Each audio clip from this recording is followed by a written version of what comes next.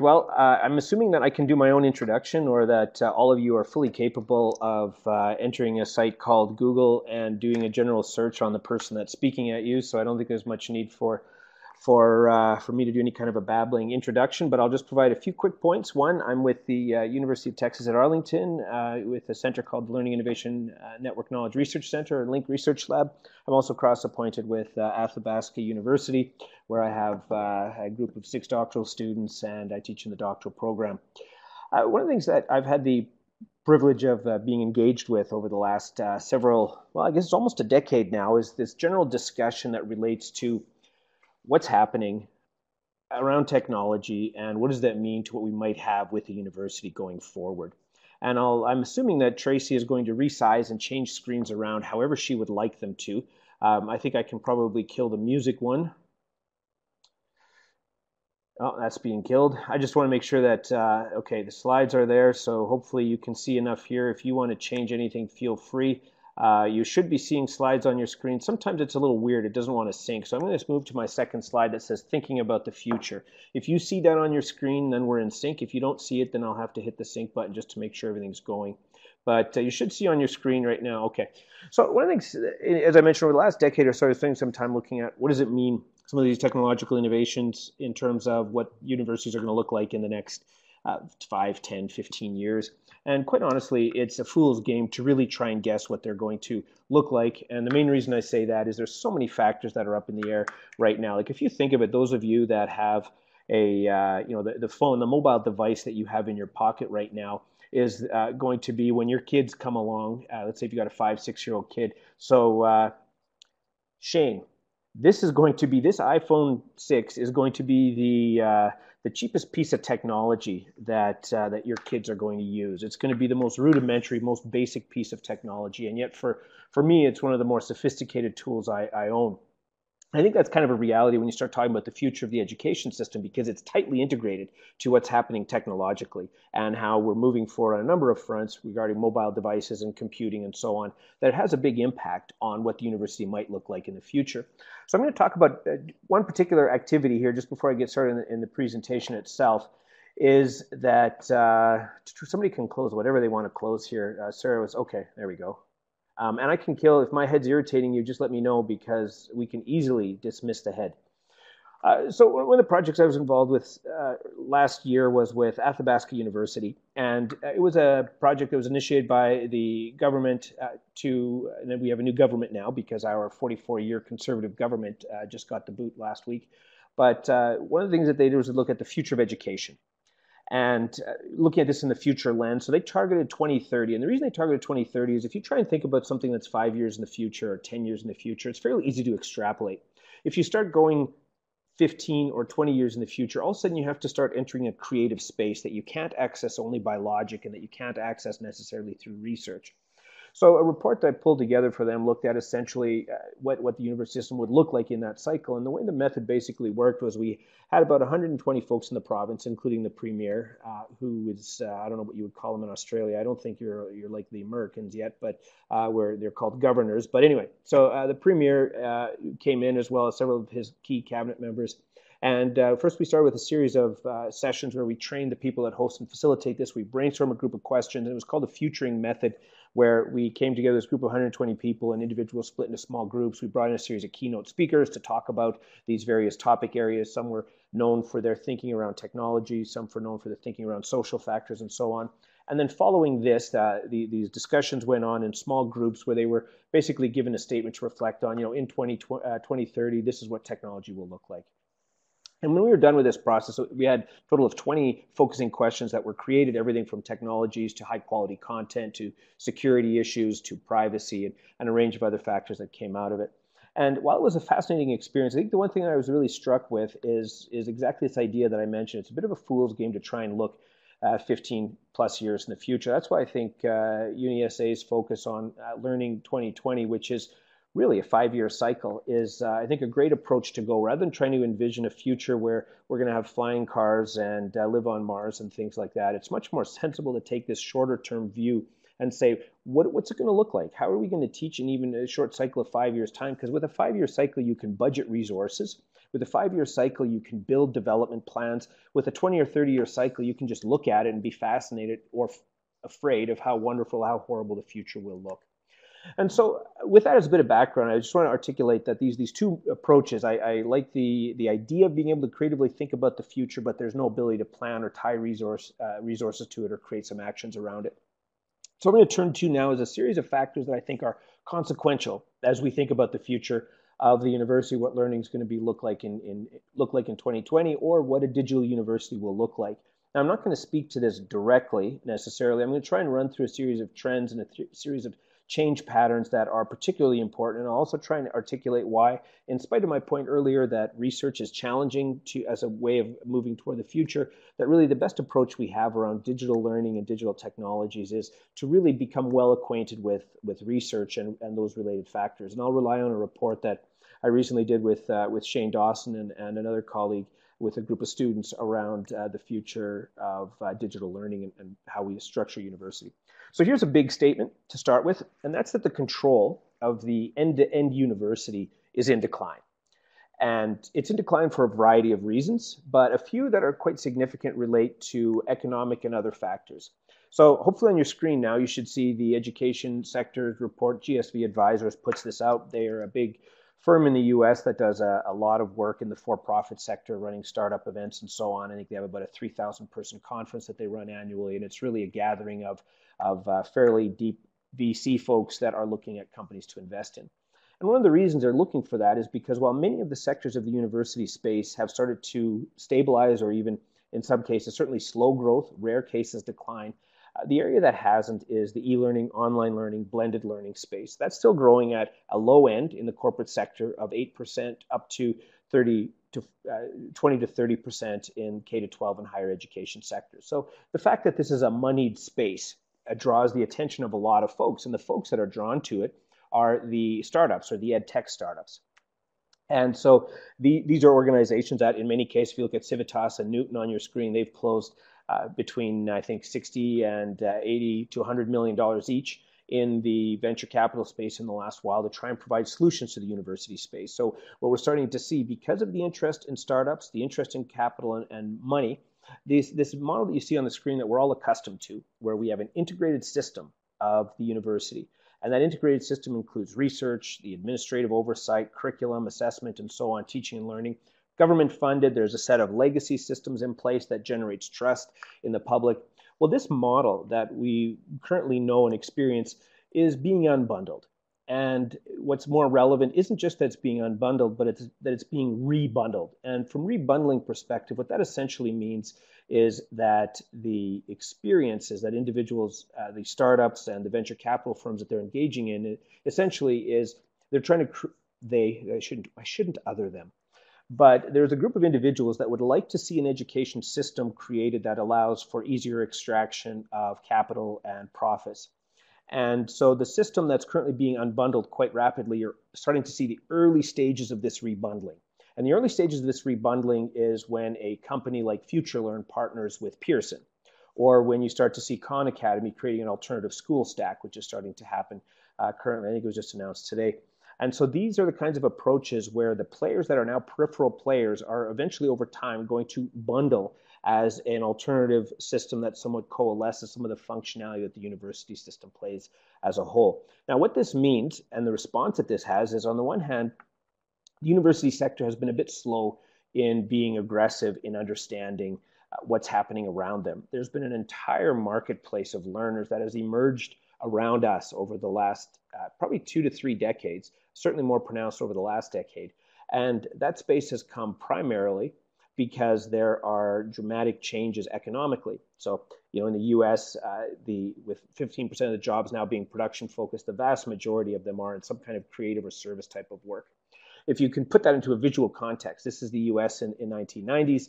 And at that stage, you had the blue that you see on your screen was manufacturing. The red that you see on your screen is the retail trade, and then the purple is the accommodation and food services sector. So this was the top employment agencies, if you will, by different sectors. So if you're living in California, manufacturing was your big thing. Now, if you fast forward that to just a few years later, so 23 years later, And all of a sudden, yeah, you still see a few manufacturing systems in about 8 states or so. The vast majority of the states in the US, the top employer now is something related to healthcare and social assistance. So this is a 23-year cycle, which means from the time I graduated high school till now, or graduated first degree university till now, the industry, whatever I would have gone into, has so dramatically altered that it's in many cases not even recognizable. And that's a reality that I think we as a system haven't done a great job of preparing ourselves for. That's one thing that MOOCs revealed as well early on, is that what MOOCs essentially did was they revealed this sector of learners that by and large, the university had largely ignored.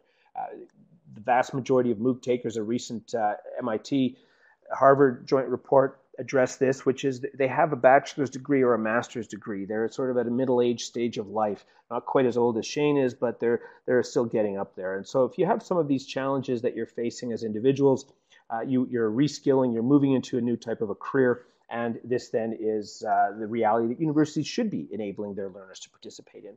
Another challenge, this is related more to social and cultural as well, is that our students are changing by profile. This Australia, which obviously is extremely well regarded internationally and has, is really one of the top 3 education systems in the world, has experienced this on certain levels from international students and transfer, but in certainly the US, where it's a little more pronounced because of the diversity of the cultural makeup, the population now, less than 50% of the population in American higher education is full-time student, which means the majority of them now fit into some kind of a student that is working, is maybe a parent or has something going on. They're not just there to go to university for the sake of only getting a degree. They might be taking courses from multiple institutions, and it's the single narrative that we've had of universities in the past has changed. Same holds true for the types of students coming into higher education. Women are favored over men in terms of enrollment numbers. We're seeing growth, obviously, in international students. The average entrance age is increasing, and so on and so on. As a percentage of learners in developed regions, in some cases, it's approaching up to 60% of students completing some kind of a degree or getting involved in a university type of context. And as a result of that, the vision that we have, or the view that we have of a student going forward, is far different than what we've perhaps seen or as a system even experienced in the past. Now, the approach then from this end, so you got the backdrop of the landscape, you've got changing student, you've got new economic factors, you have the VC and the related firms coming on, you have the age of students starting to increase progressively because they're returning back to universities after a series of being out of it, and you also have, in a number of regions, this idea of a perfect storm of challenges. Now, I know in Australia, who has a perfectly functioning education system, but is now trying to recreate dysfunctional education systems from other parts of the world, are not quite at this point yet where the enrollment is an enormous issue. But once you pass on so much of the expense of education to the students, then you have a different relationship with your students. And that relationship starts to be more functional, it starts to be more utilitarian, and all of a sudden, grade complaints and other factors come in because now your student isn't a student per se, but they're a paying customer because they're now starting to pay for a greater portion of their degree. What this essentially means is that the competition in the university sector starts to shift, and you start to see a demographic change that results in universities having to compete for students in a way they haven't had to in the past, and it becomes essentially an administrative or a game type of an approach. Not a game, a business type of a game, I was trying to say. Now, we have also seen the development of open education resources to respond to the high cost of tuition, where, for example, Tidewater Community College offers an entire textbook-free degree. There's an organization called Lumen Learning, which is a group that David Wiley founded, and essentially one of the pilots they did was absolutely zero textbooks to try and find a way to cut costs, right? Because education is becoming so expensive because of how much of it's being passed on to students. And so this is one approach, or one way at least, to try and alleviate that experience for individuals. Now, while there's a growth of open education resources, there's been a trend developed on the part of publishers quite often where they recognize there's an issue with their cost models. Students don't want to pay $200 or $300 for a textbook that has 3 new sentences replaced every year, but new quiz codes, and now everybody has to buy a new textbook. So what these organizations have started to do now is get quite aggressively involved in the adaptive and personalized learning space. And as a result of that, you're starting to see a group of platforms and publishers that now promise to basically do what a teacher dealing with 20 students does, which is personalize and adapt the learning process to meet the needs of each individual student. But as we're aware, technology creates more problems that only more technology can solve. So we build bigger classrooms, and we now can't teach as well as we used to physically one-on-one. So now we need to start relying on systems that will help improve the personalized and adaptive learning process. So there's a range of organizations and companies that are starting to play in this space as well. Now, universities recognize that this is a bit of a challenge, and so some early innovations or early innovative thinking processes that are being engaged by these systems are also reflected in the Learning 2020 document, or the Digital Learning 2020 document that UniSA has produced. But it's this idea that you need to think differently about teaching skills, and differently about the way in which we produce or share content with our students. So a number of systems, these are quite often the top tier systems, they've reinvented how students are taught things like science, for example. And as a result of that sort of reinvention of that teaching process, you're seeing a turn from a classroom that perhaps in the past would have had something that looks like this, where you have faculty and core content, and then you've got the learner. And the learner is the individual that primarily is tasked with consuming the things that you already know. And by engaging in this kind of a model, we have a traditional relationship with our students that's reflective of the teaching practice we've engaged in, but not necessarily reflective of the kind of technologies that a lot of students are now starting to use when they enter the university. So, for example, I would argue that what we're seeing today looks a little bit more like this, where you may still have, at some level, faculty and learners involved in some kind of interaction around core content with the course resources, but you're also seeing a growth in peripheral learners, external experts that can come in either as faculty or as students that'll just join a course, open courses, massive online courses, the list goes on, the use of open education content, and so on and so on. So this is essentially a pedagogical shift that is partly driven by technology, but really more reflective of just what society in general does with information today. The idea of a passive consumer isn't the case, whether it's on YouTube or whether it is on websites devoted to news and so on. There's this expectation that we either engage directly with content on the source where it's located, or we engage with content through social media. So if somebody does something particularly stupid, it can be shared and amplified on Twitter, and next thing you know, somebody loses a job because they said something stupid while they perhaps had a few extra beverages. Now, so this is a fundamental shift. I'm going to stop here just to see if there's any questions, and then I can keep going and talking at you for a while. Any questions or comments at this point?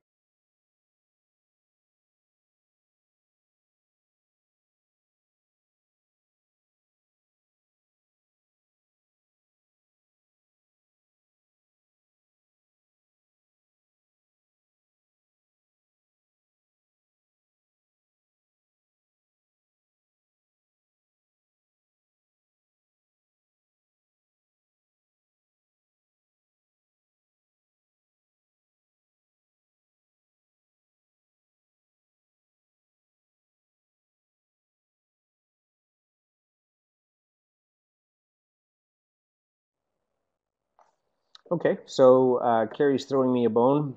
Thank you for that. So in terms of, yeah, I do agree. It is somewhat inevitable, and you can't necessarily eliminate the flow or the path of activities that are broad and reflected in much of society, namely how numerous sectors are unbundling. It's becoming a more complex landscape than we've had in the past.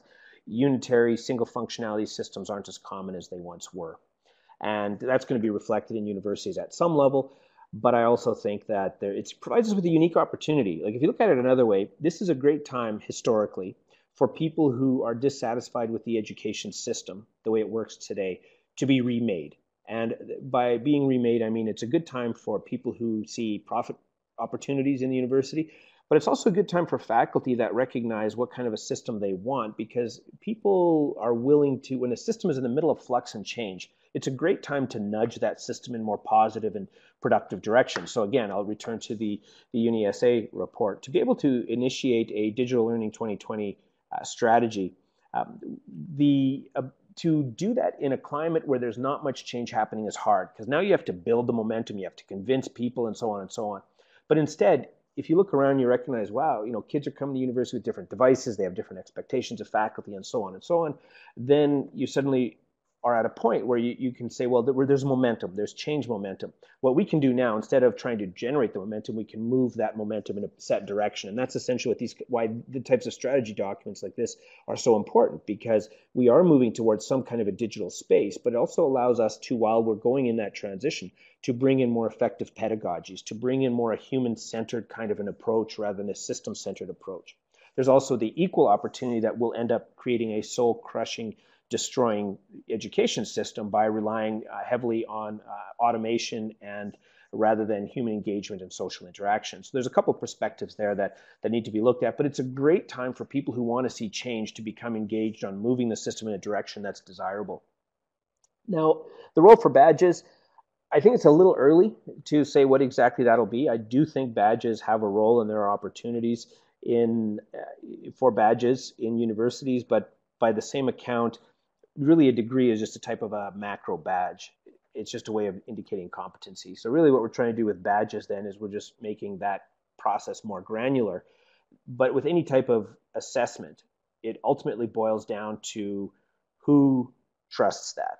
So a degree people accept because they trust it. But if you go into a store somewhere or you want to get hired at a business and you say, I got this email from George that says I'm pretty smart, and then they're not going to hire you based on that, unless they really think, well, George knows what he's talking about.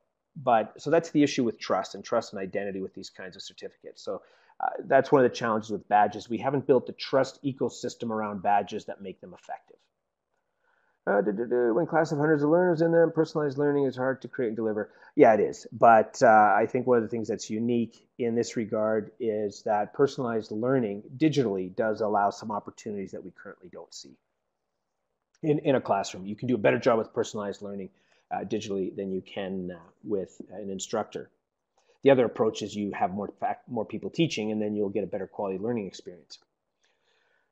Shane says, any linkages between corporate, industry, and universities for short-term? Yeah, that's a great point. If you consider even some of the initiatives that AT&T, this is in the US-centric right now, but systems like AT&T and I guess Germany as well, SAP and others, they've started approaches for badging or giving credentialing that is related to, it doesn't matter where you learn.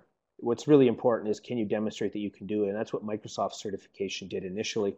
Some organizations have started to do this with universities or with corporate sectors. The biggest point of income for those fine folks at Coursera comes out of their formal courses or the certificates that they offer, but also out of the revenue that comes from people who are taking the corporate space. So they're reselling content to the corporate space. I think one of the things that, again, it's this opportunity that higher education has missed, in that we now have a group of students coming in that have, in society, that have different needs than they've had in the past. And really this idea that we take our students from the time they enter university till the time they basically die is one that we need to acclimate to. So we no longer have a 4-year relationship with a student.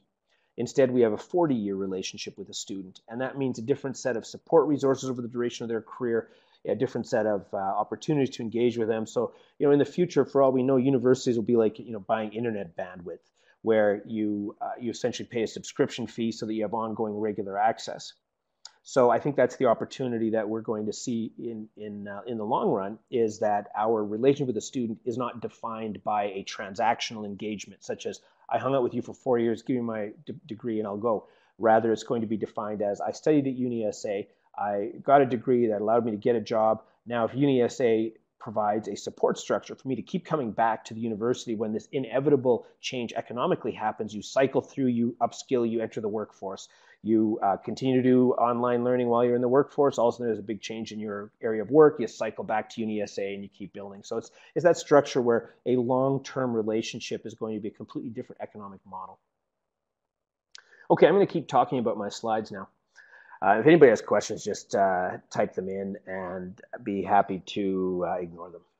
So the one thing that we tried to do, and this is a challenge that we have that's really quite centric to the learning experience, is this relationship between what needs to be formal and what needs to be informal. So what can we create in a structured traditional learning design approach versus what should exist in a more emergent networked kind of a model. And the reason I emphasize this is because this is quite a consequential shift. It's the relationship between people who hang out on social media and on Twitter and talk about world events versus the evening news or the newspaper that sometimes provides deep journalistic engagement with a key topic area. And so on the image on your screen, you should see something that looks like the top end. There's a number of different areas around where you might want to engage with learning. So you've got the traditional course sequence where you start off with a lecture, you might engage in activities, assessment, ultimately there's a credential. This idea of a course that we ran in fall on edX, which looked at learning analytics, was this intent that students actually engage differently with information based on their knowledge state. So if you don't know a topic area well at all, you're going to follow a traditional structured approach. If you do know a topic area fairly well, then you're going to have something that's more like an oscillating learning pathway, where you're going to be involved in network social knowledge kind of engagement. This is reflective of, let's say, some of the publications. I know Shane's been involved in this around learning analytics, about network analysis. There's a lot of opportunity here because it is the ways in which we connect to one another to get our jobs done versus structure and sequence. So somehow, the university model of the future is one that's going to have to come to grips with this emergent, self-organized learner space versus the here's our content, here's what we know, and we push it out to our students. And that's a shift that I think out of all the topic areas, I think this is one that we're least prepared to embrace and least prepared to, I think, even understand because we don't recognize necessarily the activities of individuals within this particular space. Now, one way to do a better job of supporting and evaluating students in this area is to turn to analytics or to turn to data mining to start to give us insight into what individuals do as they're engaged in a course. So from a perspective of learning analytics, there's a number of potential opportunities that they can provide to the university sector that we haven't looked at in much detail. For example, they can add a research layer that advances learning sciences. And right now, I was just in a meeting today where someone said, well, we taught this course and we had, I think, 1,900 students were involved. It was a MOOC. And at the end, we found that those students that connected socially with someone else completed the course at better rates. And a part of me is like, well, yeah, okay, but that's not really terribly new. Like, it's nice that you found that out. But it's obviously evident in research literature that social interaction, social engagement is critical. So we have to start moving from this duplication of what we've already seen in learning literature and research, but to adding an entirely new research layer that allows us to get at cognitive processes and engagement activities at a level that we haven't had in the past. And a range of other things that'll do in terms of improving decision-making, new models for learning. But any discussion of the future of universities that ignores the value of analytics, or the centrality, I should say, of analytics, is one that really misses a key point of what's going to shape and guide how decisions are made. And this came out of a report that Shane and I did with a colleague, Grace Lynch, where we looked at what's the level of sophistication. So we call this a learning analytics maturity model. Most institutions sit at something, if they're lucky. Let me try a new color here. I'm going to go red. Just try something different. So most systems, if they're lucky, they're at this basic report level and they might be aware of the data that they have. Some systems are at an experimentation level. One example of this is certainly University of Michigan. They had a institutional level, the provost level deployment of strategies in this area to say we're going to make competing on data for students and student success as a key component of what we're going to be doing. And so systems are there. Very, very few. In fact, I would say outside of for-profits, I can't think of one that I would really put at this system as being an exemplar. But this is a system that has good insight for students, good insight for teachers, as well as integration with multiple data sets that provide a fairly holistic view of students. I haven't seen anyone, for-profit or otherwise, that sit at the either organizational transformation or sector transformation level. But the point here is to state that talk about the future, plan your strategies for teaching and learning, recognize that the marketplace is changing for your potential students, but if it's not built on some kind of a quality data structure or data approach, then it's going to be problematic because you're missing a large part of the future. And a large part of the future that I think I would say, what's a key priority area? I would definitely say one of my top 3 priority areas right now for if you want to envision the future of education, something you got to get your head around. Obviously, analytics, I already mentioned that. Another one, though, is this idea of what happens to underrepresented students. Now, I'm sure all of you are literate, so I'm not going to read this. I'm going to give you an awkward moment of silence to read this to yourselves.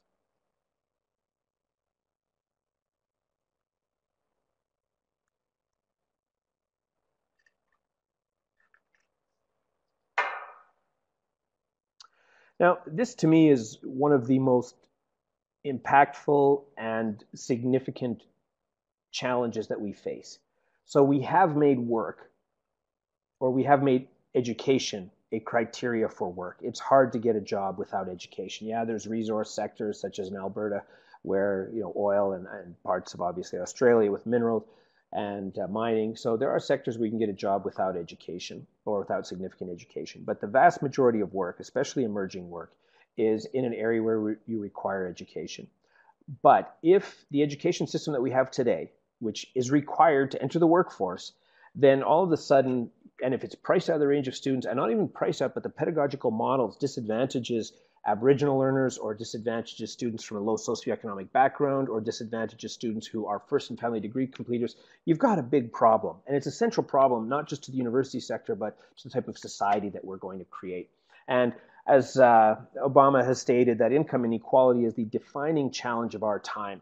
Now, these stats I'm going to talk about a little bit in the next slide. They're going to vary a little bit by which region you're looking at, but generally they're going to be similar internationally, or at least the general feel will be similar. So here's one illustration where they looked at from 1970. So basically the view is who gets a chance to graduate, who's going to get a degree. And so they looked at the baccalaureate degree attainment. So this is by age 25. And the primary focus that they used was the income quartile of parents or of the family. And so in this instance, if you were here where you were the top quartile, well, lo and behold, you went from a chance of graduating in 1970 of 40% up to 80+%. The next slide, and this is from data from 2005, the next slide shows it even higher now. The lower, if you're third income quartile, you can start to see slightly different changes, but all of a sudden you're at the bottom quartile. You actually had students who had, so they went from 8% to 6% to 8.3% completion of baccalaureates, meaning that if you're poor, you're going to stay poor because the education system is no longer an opportunity enabler.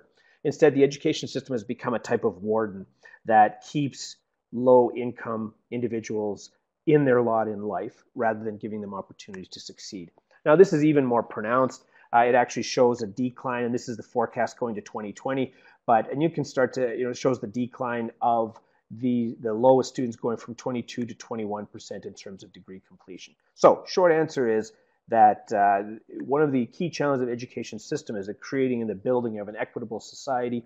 We've done a particularly crappy job of that with our universities today for either economic or pedagogical or student support reasons. And that's a big opportunity for us, not just to obviously bring more students in, but I think more centrally, but to create better societies. Okay, so with that as a bit of background, I want to turn now to, actually a lot of background there because I'm just about running out of slides soon. So what I'm going to talk about now then is if we're going to look at the future of education, and so the new student population, the new learning opportunity, the new relationship with our students, then it's time to think about how do we start to make sense of this. So analytics are one point of guidance. We can look at some of the data that comes out of the student performance based on different activities we engage with in the classroom. Ultimately, though, that data needs to be rendered into something that is peer-reviewed and something that has a reasonable degree of success in being validated by others that come along. And so there's the affinity then that I'd emphasize here is this idea of research and a turn to research. So if you're thinking of a digital learning university, if you're imagining a digital future for the university, research really has to be the foundation.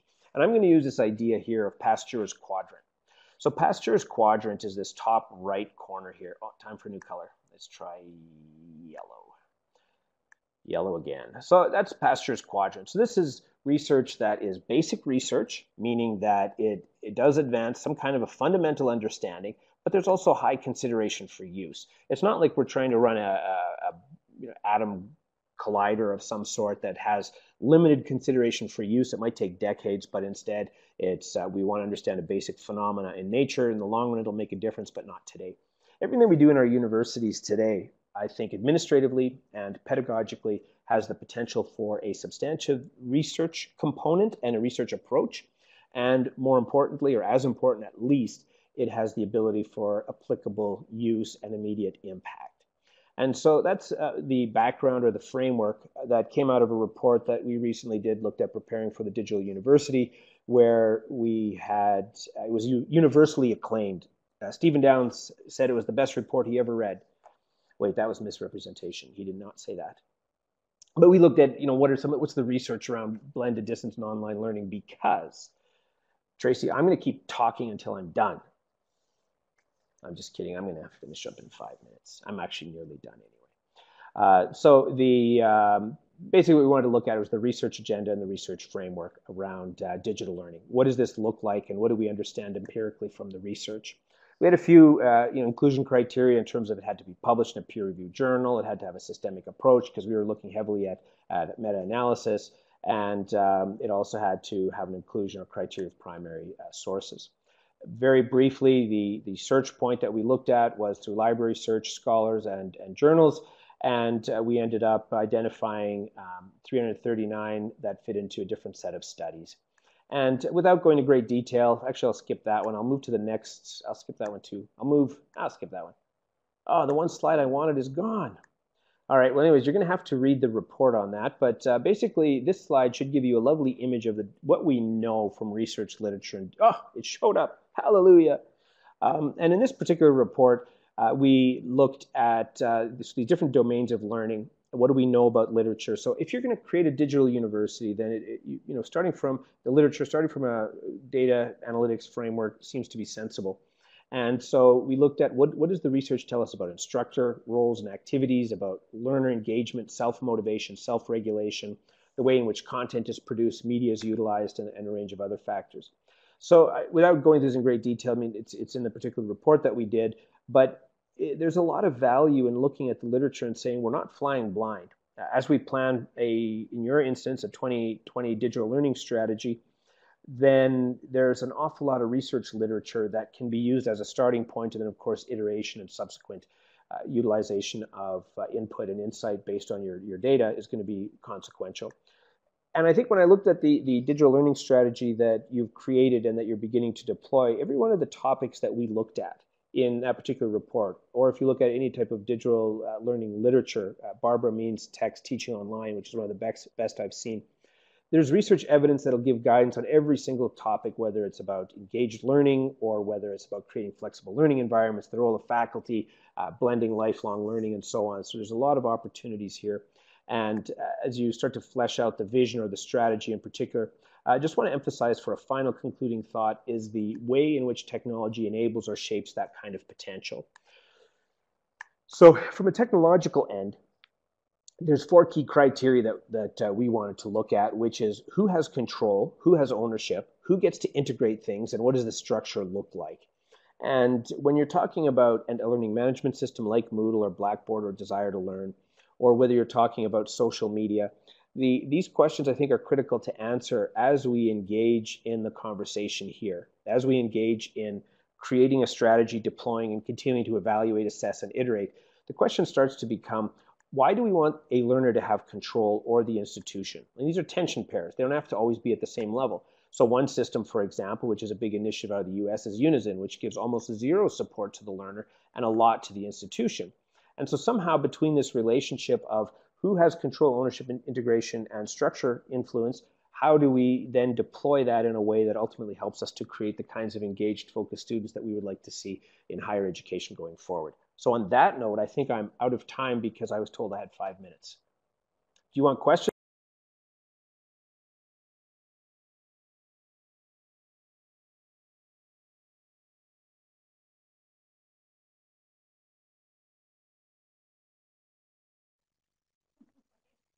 Hello, George.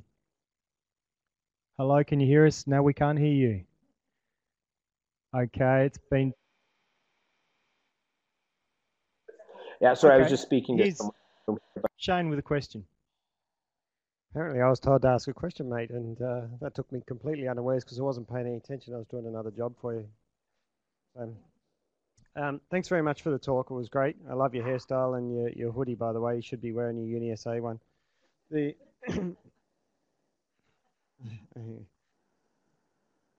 I know.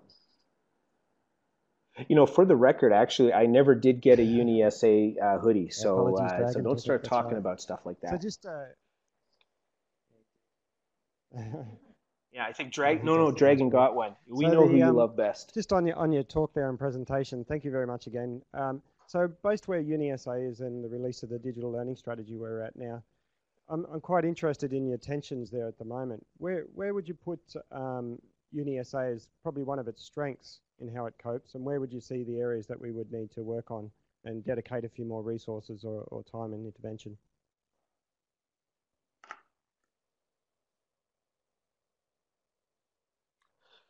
That's a great question, and quite honestly, it's a question really that can only, or best at least, be answered by someone internally because there's a number of dynamics that I'm not privy to.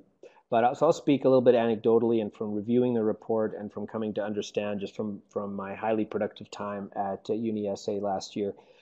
So the one thing that I thought when this came out, I made a point. I was chatting with someone about it. I mentioned that this is the type of report, the digital learning strategy, is something that you're going to see more and more institutions start to produce. And I think yours is certainly one of the first that's created really a focused strategy. I pulled together a list a couple of years ago. I'm going to find it somewhere, but of systems in the US that in the last several years have created digital learning or technology enhanced learning innovation centers.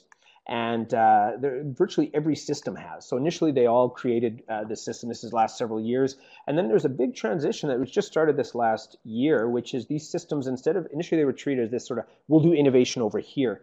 But Stanford, MIT, Harvard, they've all pulled these innovation centers back in-house, meaning that they're now affiliated with their existing university initiatives. They're no longer seeing innovation like they did initially as being a function that was done outside of the main activity in the university. So that's, I think, one significant change or direction that UniSA succeeds at.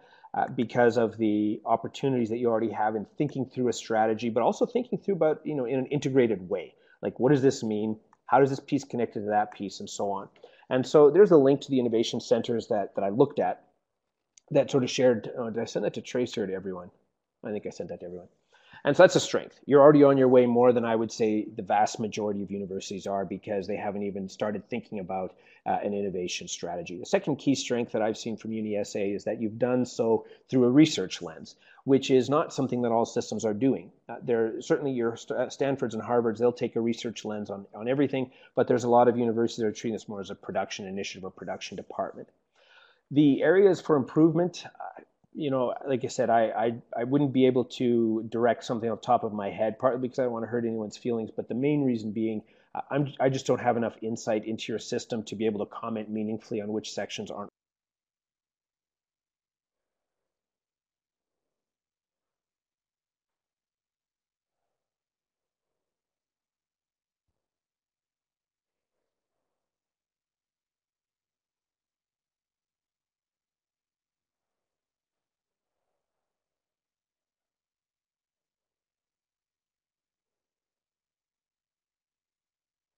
There's another question coming through, George.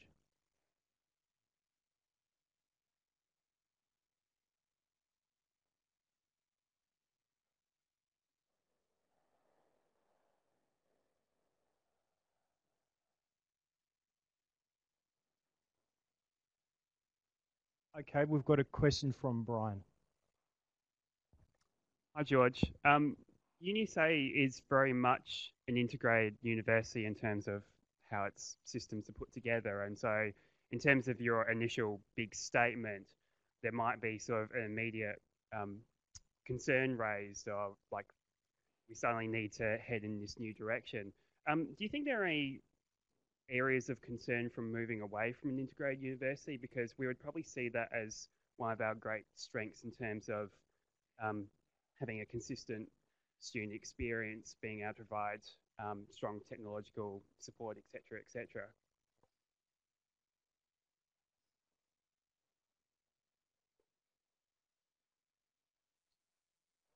That's a terrific point, and I'm glad that you raised it. So there's good and bad to the unbundling aspect, and good and bad to the integrated systems aspect. What, quite honestly, this has always been the case. Really, you could learn almost everything you need to know by going to a public library. In the past, and nowadays you could learn pretty much anything just by spending time on YouTube and various online news sources or how-to guides or taking MOOCs or do whatever you want. So you can learn roughly whatever you need. But the difference is that the people that advocate most strongly for the dismantling of this integrated university system are also the ones that least understand the experience of students who are not like them. Great example is what happened with San Jose and Udacity. They ran a stats course and they thought, oh, this is terrific. We're going to do a stats course. We're going to get a ton of money from the state of California. And so San Jose State worked with Udacity. They moved their stats course online and gave students access. Well, if you know anything about underrepresented students or students from low socioeconomic status or students with some kind of difficulty in life or haven't been in the university system for a while or have confidence concerns, you'll know that that's destined to fail. If you take an at-risk student and give them technology and content, you're going to increase their chance of failure, not decrease it. And so I think that's where systems like UniSA start to become quite important and quite valuable, because creating an integrated experience that allows a student to know where things are and that there's a support structure that'll step in and help when they're having difficulties or issues, I mean, that's vital. So I just want to put a point in that universities, even those that are starting to somewhat unbundle, need to be very clear that they don't outsource core competencies like student support or curriculum development or so on, because those things, if they're integrated, that's what makes you different than the internet in general, because you're providing students a curated, navigated structure through comp. Okay, I think that's all we've got time for. Thank you very much, George. We greatly appreciate your great session, and we'll speak to you soon. Thank you. All right. Thanks, George.